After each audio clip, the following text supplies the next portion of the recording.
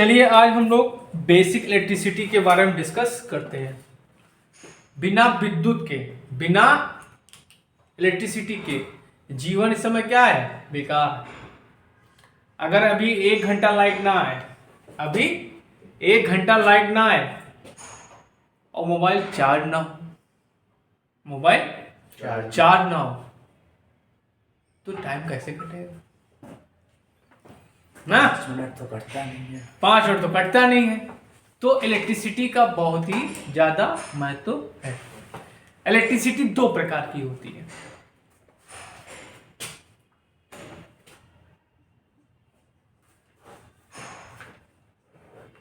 विद्युत आपकी 2 प्रकार की, एक होती है आपकी स्टैटिक, दूसरी होती है डायनेमिक। ठीक, मैं हमेशा कहता हूं तुम लोग से कि कोशिश करा करो कि जो टेक्निकल टर्म्स हैं उसको इंग्लिश में पढ़ो, क्योंकि अगर तुम लोग का आईटीआई जब कंप्लीट हो जाएगा, ठीक है, तो किसी रेप्यूटेड कंपनी में जाओगे तो वहां पे क्या होगा? इंग्लिश में बात करेंगे।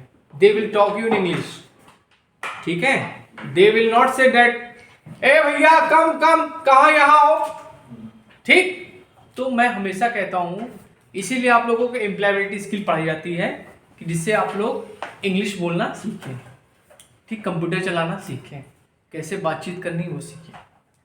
इंग्लिश में आपको पढ़ाऊंगा। एम्प्लॉयबिलिटी स्किल जितना संतोष में पढ़ाना है पढ़ लो, इसी दिन फिर हम टाइम मिलेगा तो हम सारा खत्म कर देंगे एम्प्लॉयबिलिटी स्किल, ठीक। तो आपकी जो विद्युत होती है 2 प्रकार की होती है, ठीक। आप लोगों ने कभी कभी देखा होगा कि कभी कभी जब स्केल है, ठीक है, कागज के टुकड़े लो, कागज के टुकड़े लो, ठीक, तो उन कागज के टुकड़ों को रख दो और स्केल को यहां पे रगड़ो, ठीक। रगड़ने के बाद अगर स्केल को उन कागज के टुकड़ों से तुम टच कराते हो तो क्या होते हैं? उसमें चिपक जाते हैं, ठीक। वो होती है आपकी स्टैटिक इलेक्ट्रिसिटी, ठीक। तो ये जो इलेक्ट्रिसिटी होती है ये क्या होता है? घर्षण से पैदा होती है। किससे? घर्षण से। इसमें क्या होता है? आवेशों का स्थानांतरण होता है, ठीक। तुमने फिजिक्स में पढ़ा होगा, इंटर में पहला ही चैप्टर है आपका कि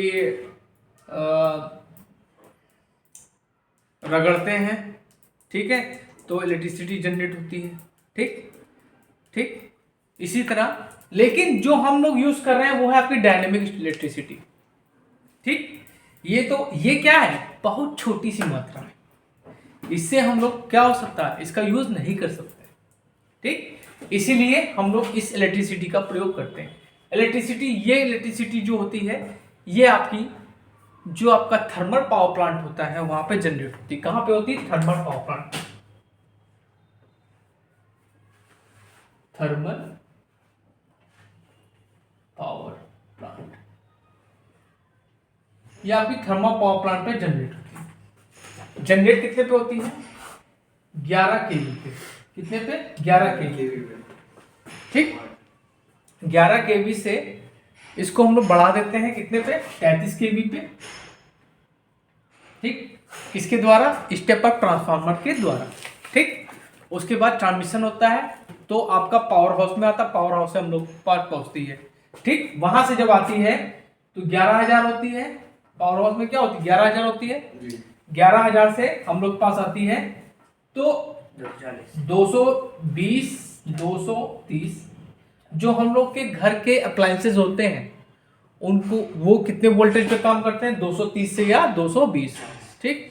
और ये होता है आपका सिंगल फेज, और जो 3 फेज होता है वो होता है 415 या 440 वोल्ट, ठीक ठीक है।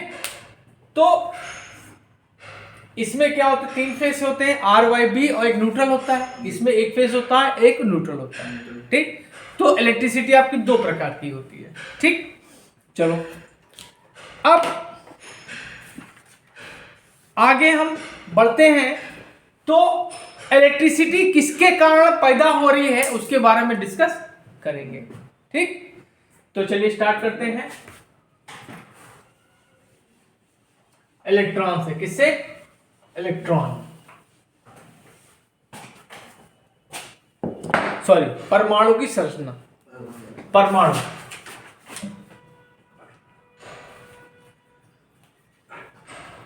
परमाणु को हिंदी में, इंग्लिश में क्या बोलते हैं? एटम। ठीक, एटम के 3 पार्ट्स होते हैं।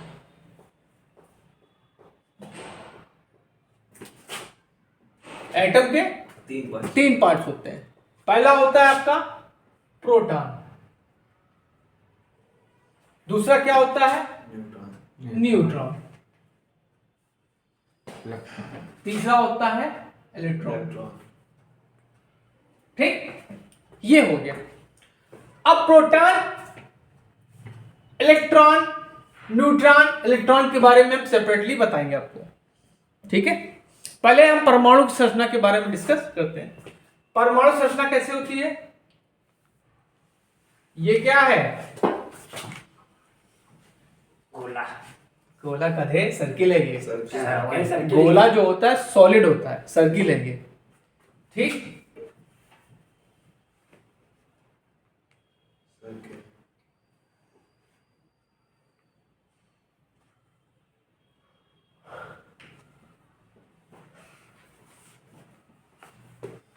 ये आपका कहलाता है नाभिक। क्या कहलाता है? नाभिक। नाभिक मतलब समझ लो परमाणु का केंद्र। परमाणु का केंद्र। परमाणु का 99%, कितना? 99%। परमाणु का 99% भाग किसमें होता है? नाभिक में होता है। नाभिक में क्या होते हैं? प्रोटॉन और न्यूट्रॉन होते हैं। ठीक, ये होती है आपकी क्या? सेल। ये होती है आपकी कक्षाएं होती है। ठीक, इनको बोलते हैं सेल्स। ठीक, इन सेल्स में क्या होते हैं? इलेक्ट्रॉन्स होते हैं। क्या होते हैं? इलेक्ट्रॉन्स होते हैं। ठीक, अब देखो एक साइंटिस्ट आए थे, बोरबरी। क्या आए थे? बोरबरी। बोरबरी ने बताया कि किसी परमाणु में इलेक्ट्रॉनों की संख्या 2n² होती है। क्या होती है? 2n²। बोरबरी के नियम से, बोरबरी के नियम से परमाणु संख्या क्या होगी? 2n²। ठीक, ये नाभिक है। ठीक, नाभिक के बाद की जो कक्षा होती है उसको बोलते हैं के। क्या बोलते हैं? के। इसके बाद होती है L, इसके बाद होती है M, इसके बाद होती है N। ठीक, तो पहली कक्षा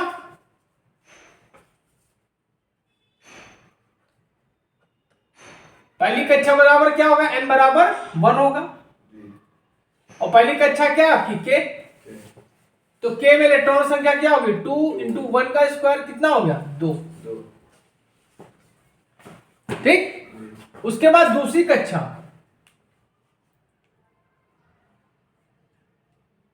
n बराबर 2, L कितना हुआ? 2 का स्क्वायर कितना?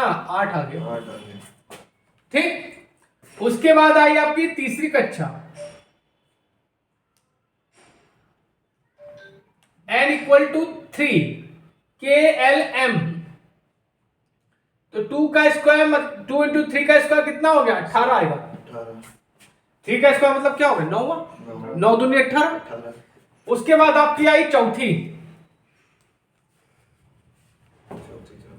n बराबर होता है 4, n तो यहां पे इलेक्ट्रॉन्स हो गया 32। ठीक, उसके बाद O भी आती है, P भी आती है। तो तुम्हारे बुक में 4 दिए कक्षा, 4 ही पढ़ो। ठीक, ओके, ये हो गया आपका परमाणु संरचना के बारे में। अब परमाणु के संरचना के बारे में तो पढ़ लिया, जो आपके इसके कण हैं। क्या है? इसके कण, इलेक्ट्रॉन, प्रोटॉन, न्यूट्रॉन, इसकी खोज किसने की? ये भी तो पता होना चाहिए। पता होना चाहिए, बिल्कुल पता होना चाहिए। तुम्हारा जन्म सिद्ध अधिकार है पता होना, और जो ना बताए तो बताना हमसे, लेकिन फिलहाल हम बता रहे हैं। ठीक, इतना समझ में आया? कोई डाउट?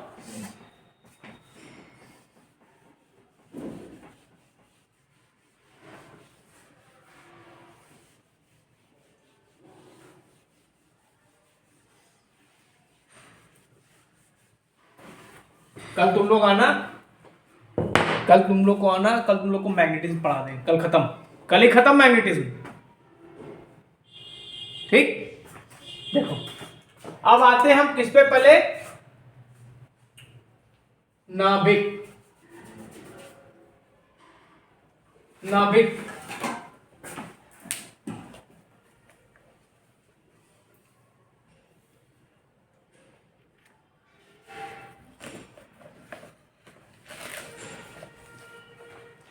पे नई बुक फटना शुरू हो गई तुम्हारी।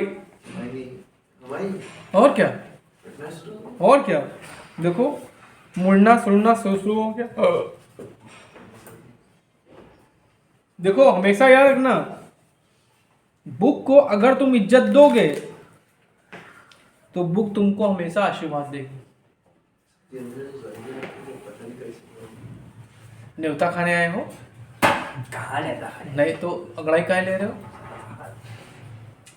देखो नाभिक परमाणु का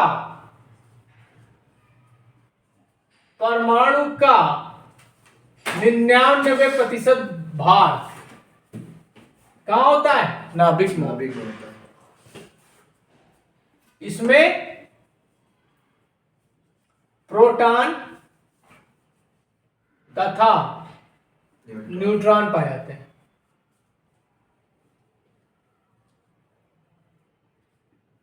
अच्छा, समान कंडीशन में आपका जो परमाणु होता है वो उदासीन होता है। उदासीन मतलब समझते हो क्या?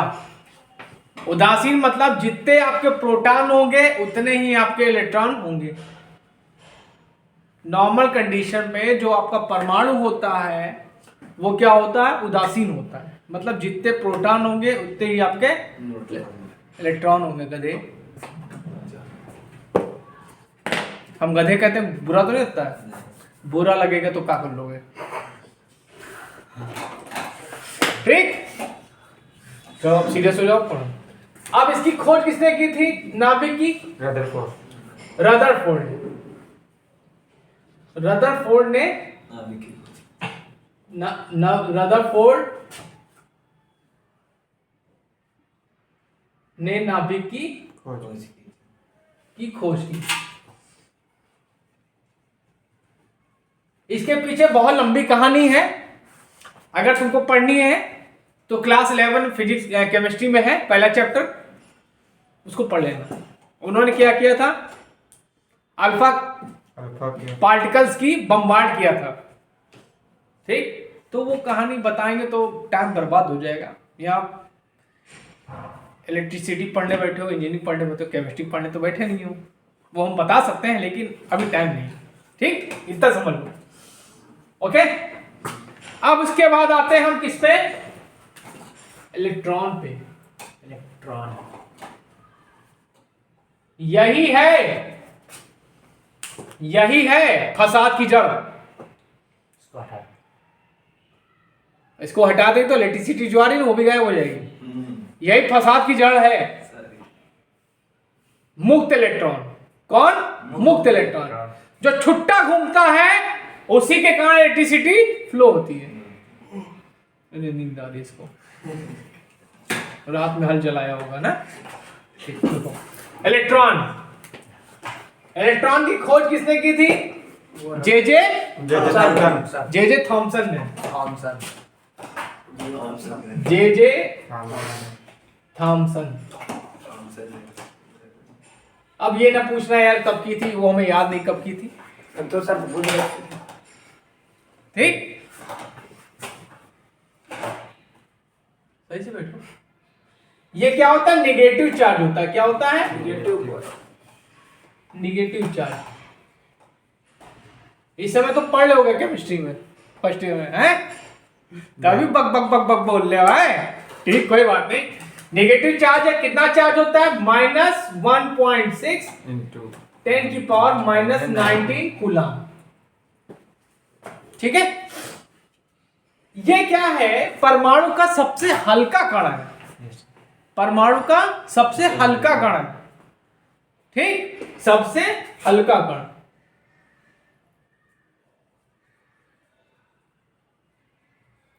हल्का कण। अब इसकी मास की बात करें तो इसका मास कितना होता है? इसका मास जो होता है 9.1 into 10 to the power minus 31 kg। इसका मास कितना है? 9.1 इंटू 10 की पावर माइनस 31 kg। बहुत हल्का है यार, माइनस में चल रही इसकी पावर। कितना हल्का है, बहुत हल्का है। ठीक है, अब इसका जो मास होता है, ठीक, इसका मास ऑफ प्रोटॉन, एमपी मतलब मास ऑफ प्रोटॉन, इसके मास का 1840 टाइम्स होता है। This is a very important topic. मतलब कह सकते हैं कि जो मास ऑफ प्रोटॉन है उसको जब हम 1840 से डिवाइड करेंगे तो मास निकलेगा आपका मास ऑफ इलेक्ट्रॉन। क्लियर है? इतना क्लियर है? Pawan, any kind of problem you have? If you have then you can ask me, there is no problem, I am here to solve your problem. You have to speak like this, okay? Yeah. Now we are going to discuss about proton. Proton. क्या? Proton.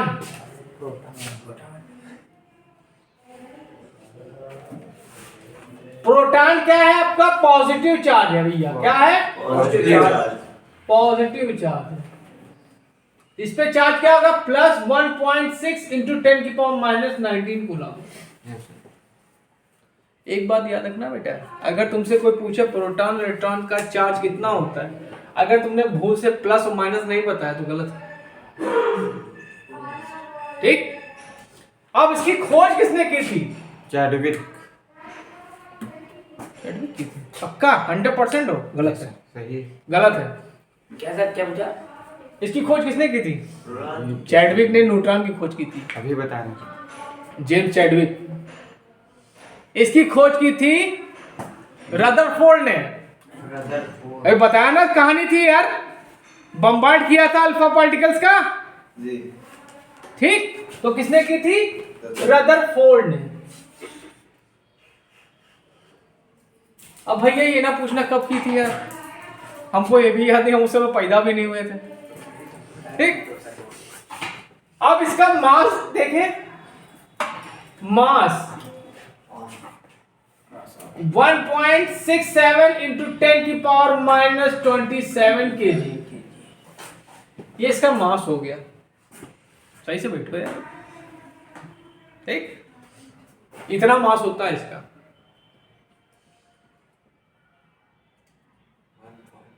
ठीक, अब इसके बाद आते हैं किस पे आते हैं? न्यूट्रॉन पे भी आते हैं।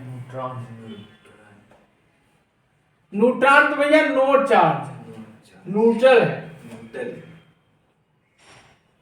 नो चार्ज मतलब कोई है ये नहीं, लेकिन सबसे ज्यादा मास इसी का होता है। सबसे ज्यादा मास इसी का होता है। सबसे भारी कण है ये आपका, सबसे भारी कण। और इन दोनों का मास लगभग सेम में होता है, लेकिन थोड़ा सा अंतर होता है।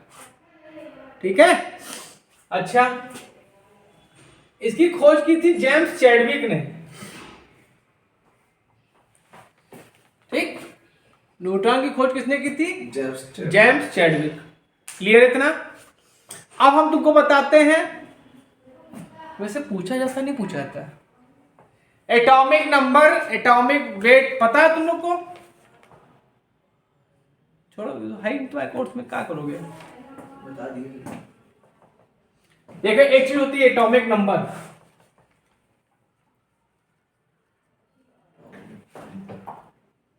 एटॉमिक नंबर बराबर होता है नंबर ऑफ इलेक्ट्रॉन्स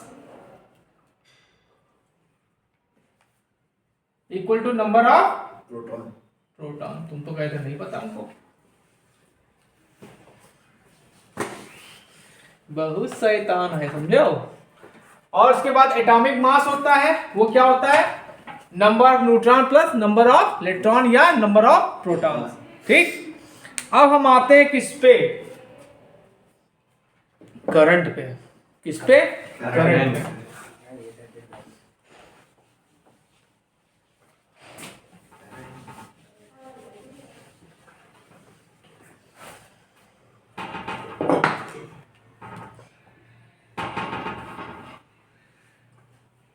ये आपका जैसे मान लो कोई कंडक्टर है,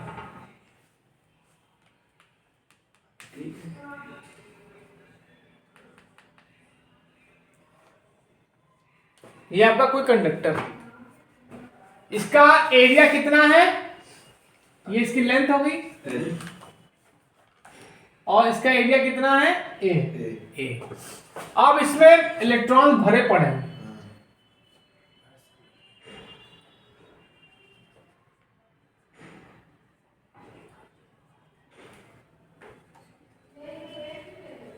ठीक।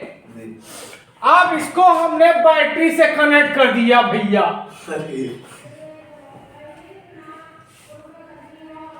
सारा बैटरी का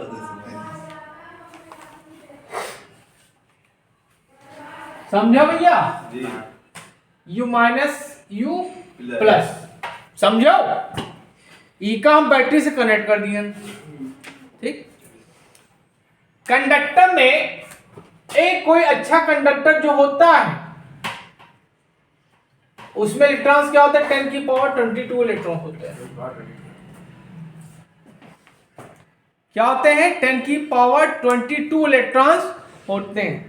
It means it has a lot of number of electrons. You can say it is a Khan of electrons. You know? Yeah. Actually, I don't know what is the meaning of Khan. That's why I am saying it is Khan. Okay? Khan मतलब समझो source. Source. ठीक? So actually क्या है कि normal condition में आपके जो electrons हैं क्या है? ऐसे बैठे, कैसे है? ऐसे बैठे, स्टेबल है, कोई दिक्कत नहीं। ठीक।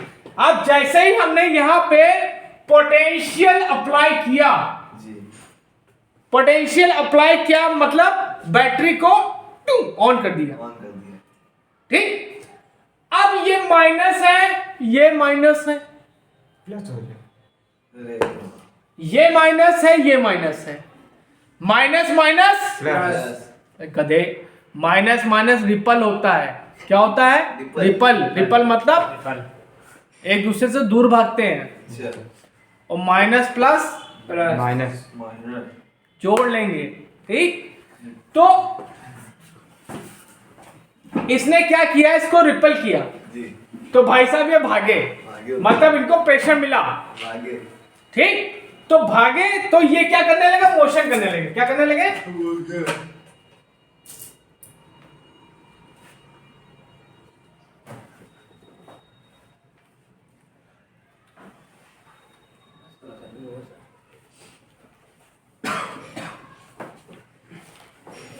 ठीक। अब जब ये मोशन करने लगे तो इलेक्ट्रॉन्स का क्या होगा? फ्लो चालू हो गया, मतलब दौड़ने लगे, भागने लगे। अब ये बताओ, तुम इंटर फिजिक्स पढ़े हो ना? yes, किस वेलोसिटी से भागते हैं? का घंटा पढ़े फिजिक्स से? उसको बोलते हैं ड्रिफ्ट वेलोसिटी। क्या बोलते हैं? ड्रिफ्ट वेलोसिटी, अनुगमन वेग। अनुगमन वेग याद है? ओम्स लॉ पढ़ा था। मतलब क्या करेंगे कि ये अपने अनुगमन वेग से क्या करेंगे? मोशन करने लगते हैं। तो जब ये मोशन करने लगते हैं तो इनके उल्टे डायरेक्शन में क्या होगी? करंट फ्लो होने लगती है।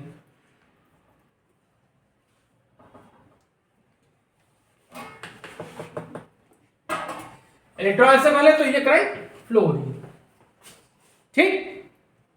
समझ में आया? तो करंट का डायरेक्शन उल्टा होगा बेटा, ठीक। करंट का डायरेक्शन क्या हो जाएगा? उल्टा हो जाएगा। प्लस में आएगी करंट, ये ऐसे चलेगा। मतलब नॉलेज है। आई थिंक अमान को नॉलेज है, वीडियो देखा था हमारा ना, वीडियो डेली देख रहे हैं। ठीक। तो इसी की अपोजिट डायरेक्शन में आपकी करंट फ्लो होने लगती है। तो इससे ये क्या पता चलता है, इससे ये पता चलता है कि किसी भी कंडक्टर में क्या, कंडक्टर किसी भी कंडक्टर में, कंडक्टर क्या है, जितने भी आपके मेटल्स हैं, मेटल जितने भी आपकी धातुएं सब क्या है, कंडक्टर। कार्बन पन्नी में दौड़ा थोड़ी ना करंट दौड़ेंगे, नहीं दौड़ेंगे क्योंकि इंसुलेटर है, ठीक। तो किसी कंडक्टर में मुक्त इलेक्ट्रॉनों की, बहुत सी बुकों में दिया है आवेशों के प्रवाह की दर को धारा कहते हैं, मुक्त इलेक्ट्रॉनों के प्रवाह की दर को धारा कहते हैं। पढ़ो, स्टैंडर्ड से पढ़ो ना, भेड़ ना बनो जो अगर एक भेड़ चल रही तो दूसरी उसी चाल में चलो, कुछ अलग चीज पढ़ो, ठीक। क्या कि किसी कंडक्टर में मुक्त इलेक्ट्रॉनों के प्रवाह की दर को धारा कहते हैं, ठीक। It means I equal to हो जाएगा Q by T, Q by T, और Q इक्वल टू होता है NE होता है, तो रखो, तो I equal to NE by T, okay. अच्छा, क्या हुआ, तुम लोगों को जवाई आ रही, मतलब सही पढ़ा नहीं रहे क्या, सही पढ़ा रहे थे, ठीक। तो क्या हुआ,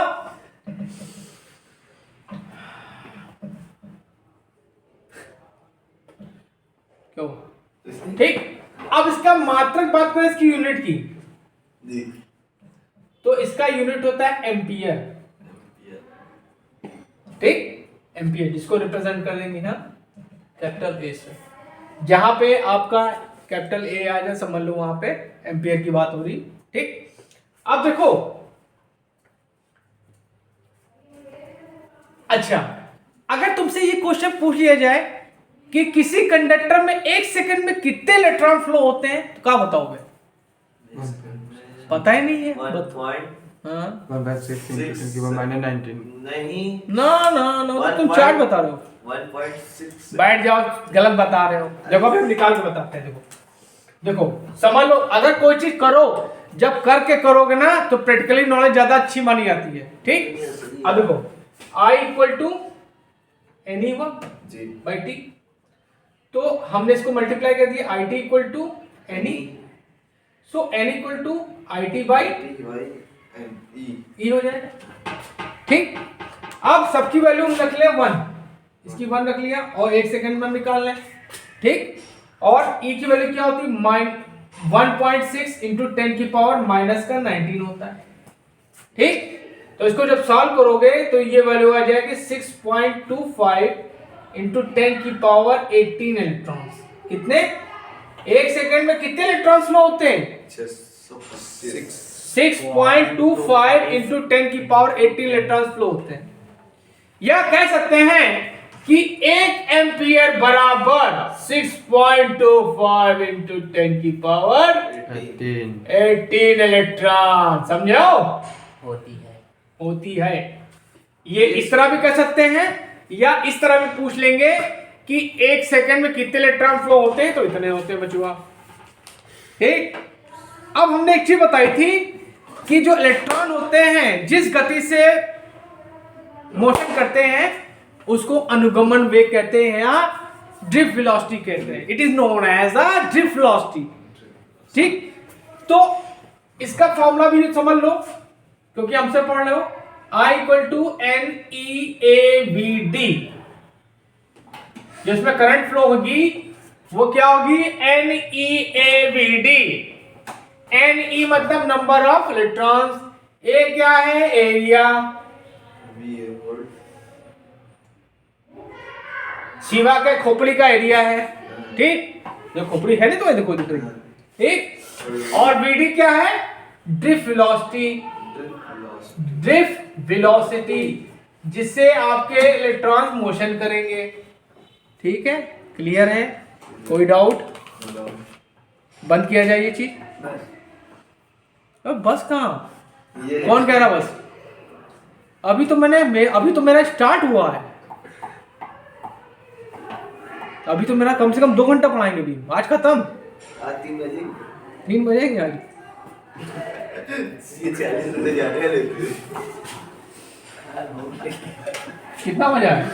1:40 1:46 12:46 12 46 बस 3 बजे रुको, आज खत्म। 14 मिनट और। अरे 3 बजे पढ़ाई वीडियो देखो सर की 2 घंटे से नीचे कोई नहीं है। अब हम बात करेंगे विद्युत वाहक बल की। किसकी? विद्युत वाहक बल की। अरे भैया इलेक्ट्रॉन को कौन ढकेला है? विद्युत वाहक बल। तभी तो गया है वो, ये देखो अपने आप आ रहा है, बेचारा यूं शांत बैठा था और विद्युत डाल दे दिया और धक्का कोई दे दिया है, तभी भागना पड़ा उनको। तो इलेक्ट्रॉनों को जो गति प्रदान करता है उसको बोलते हैं electromotive force. It is known as विद्युत वाहक बल इन Hindi. There are many students that they want to know what is the meaning of electromagnetic force in Hindi. So I am also using Hindi. That is called विद्युत वाहक बल. Okay. Yeah. Electromotive force मतलब कि जो इलेक्ट्रॉनों को गति प्रदान करे वो आपका इलेक्ट्रोमोटिव फोर्स होता है। ये इसको भी नींद आ रही है।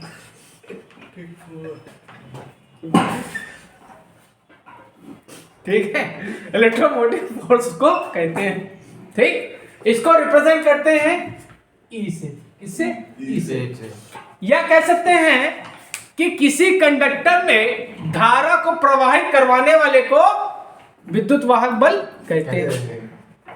या कह सकते हैं कि ये इलेक्ट्रॉनों को क्या दे रहा है? एनर्जी दे रहा है। क्या दे रहा है? एनर्जी दे रहा है। या इसको इस भाषा में भी कह सकते हैं कि इलेक्ट्रॉनों को एनर्जी देने वाले को विद्युत वाहक बल कहते हैं।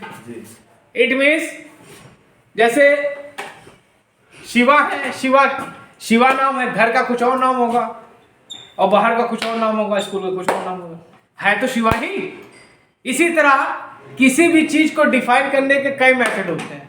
ठीक, या तो हम कह सकते हैं कि किसी इलेक्ट्रिक सर्किट में धारा को प्रवाहित करने वाले को विद्युत वाहक बल कहते हैं। या कह सकते हैं कि इलेक्ट्रॉनों को गति प्रदान करने वाले को विद्युत वाहक बल कहते हैं। या कह सकते हैं कि इलेक्ट्रॉनों को ऊर्जा प्रदान करने वाले को विद्युत वाहक बल कहते हैं। ठीक है, इसको रिप्रेजेंट करते हैं, इसको कहते हैं कैपिटल ई से रिप्रेजेंट करते हैं। ठीक, और इसका यूनिट होता है आपका वोल्ट। क्या होगा? वोल्ट। हिंदी में लिखते हैं वोल्ट। इसकी यूनिट है आपकी वोल्ट। ठीक, सो V इक्वल टू क्या आ जाएगा? W by Q. V equal to W by Q। E by E equal to W by Q. ठीक है, ओके। अब उसके बाद आते हैं विभवांतर। विभवांतर क्या होता है? विभव में अंतर, मतलब इसका डिफरेंस आ जाना। एक होता है आपका रेजिस्टेंस। क्या होता है? रेजिस्टेंस वो हाँ बताओ बताओ। पता है जो जैसे करंट एसी में आ रहा था उसको डीसी में करने के लिए, बैक गधा। अरे वोल्ट को कम करने के लिए। सर्किट में एक ऐसा एलिमेंट होता है या प्रॉपर्टी होता है जो करंट के फ्लो को रोकता है। करंट के फ्लो को रोकता है, जिसके कारण क्या होता है? करंट उसमें इजीली पास नहीं हो पाती। तो उसको पास कराने के लिए वोल्टेज को पावर अपनी ज्यादा लगानी पड़ती है, जिसके कारण क्या होता है? उसमें उसके टर्मिनल्स में क्या आता है? डिफरेंस आ जाता है। ठीक है, जैसे मान लीजिए ये आपका कोई कंडक्टर है और ये आपका रेजिस्टेंस है। ठीक, और इसको हमने सप्लाई दे दी जी।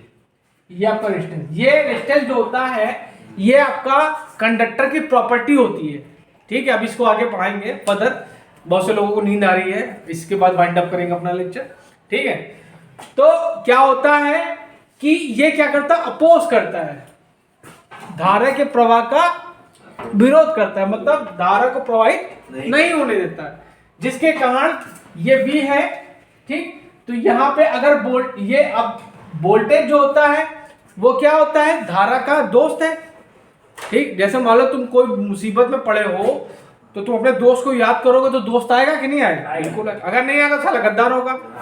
ठीक, तो क्या होगा कि ये जब करंट इसको करंट को पास होने नहीं देता है तो वोल्टेज अपनी पावर लगाता है। ठीक, मतलब यहाँ पे VA होगा, फिर यहाँ पे जब इसको पास करा जाता है क्या हो जाता है, VB होता है। तो इन दोनों का जो डिफरेंस होता है उसी को बोलते हैं हम लोग क्या, विभवांतर, potential difference, potential difference. Okay, ठीक, वाइंड अप करेंगे कि और पढ़ाएं? बस थक गए एक ही बार में। ये बार डाल देना सर वीडियो। बंद कर दो भैया, बंद कर दो। और टॉपिक बाकी है अभी तो स्टार्टिंग। बंद कर दो, बंद कर दिया, बंद खुल गया, अब बोल गया भैया। सब बंद है।